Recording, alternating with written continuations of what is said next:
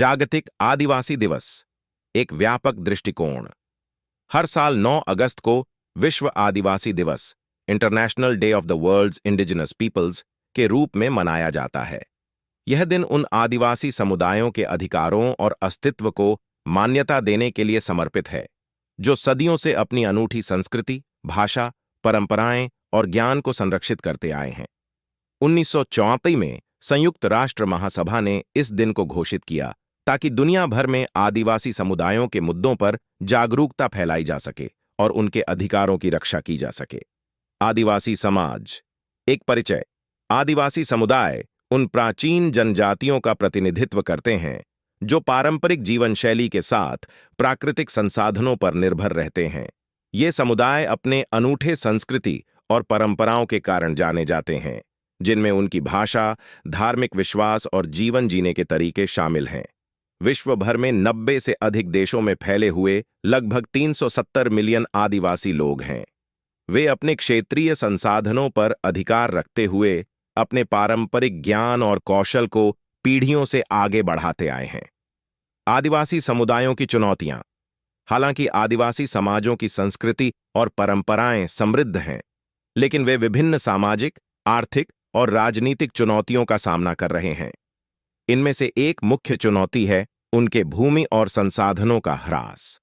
आदिवासी समुदायों की भूमि पर बाहरी लोगों द्वारा कब्जा किया जाता है, जिससे उन्हें उनके पारंपरिक जीवन से वंचित होना पड़ता है।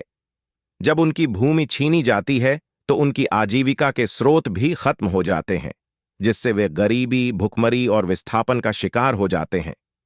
शिक्षा की कमी, स्वास्थ्य सेवाओं की अनुपलब्धता और आर्थिक अवसरों की कमी भी आदिवासी समुदायों के सामने महत्वपूर्ण बाधाएं हैं।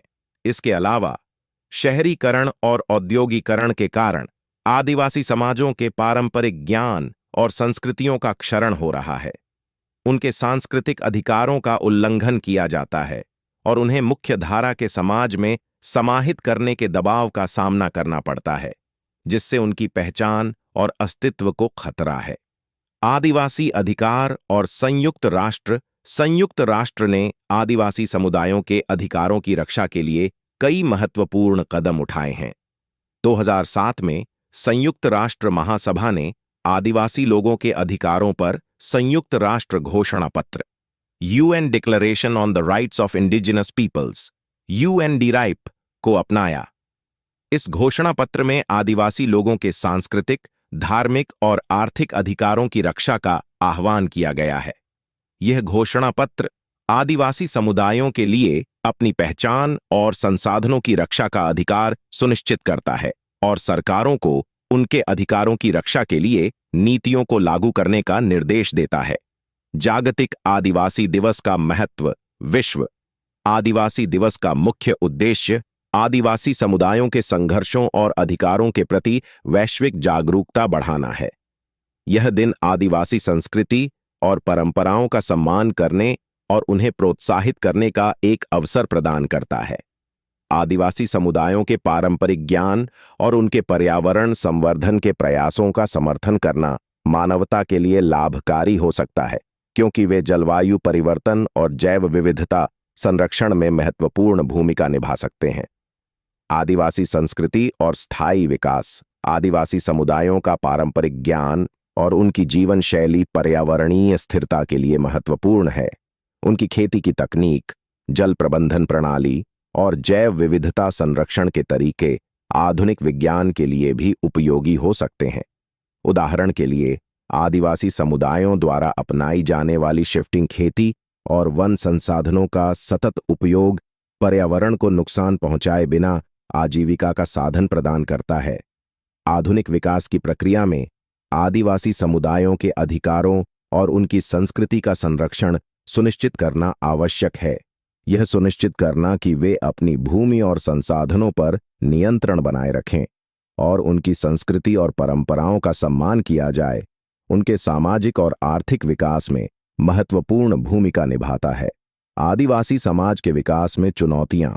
आदिवासी समुदायों के विकास में कई चुनौतियां हैं, जिनमें से एक है उनके पारंपरिक ज्ञान और संसाधनों का शोषण।